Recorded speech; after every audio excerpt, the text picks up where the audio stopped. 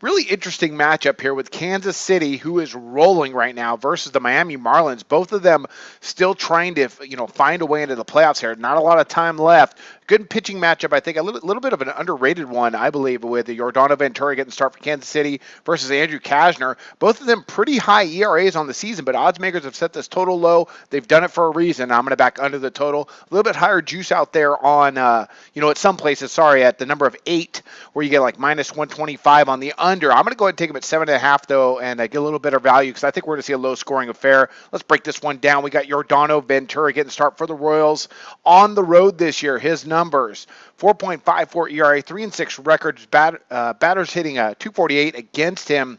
That's on the road this year, but recently he's been great. His last 5 starts, he's allowed just 10 earned runs and over 30 innings of work, and he just has the ability to keep teams down in the numbers, and I think he's going to be able to do that today against a Miami team that, again, they have some really interesting home numbers compared to their road numbers. I'll talk about that in a second. Now, Kansas City offensively, they're great at home. On the road, very different. They go from hitting 280 to about 248 on the road, so much different offensively.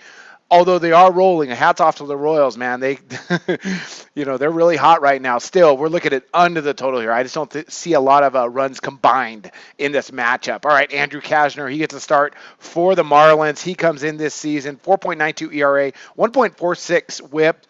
He's lost his last 4 starts as the Marlins. So you have a guy here in Ventura with an ERA over 4 and Kashner with an ERA over 4, and odds makers have set this total at 8 or 7.5 at some places.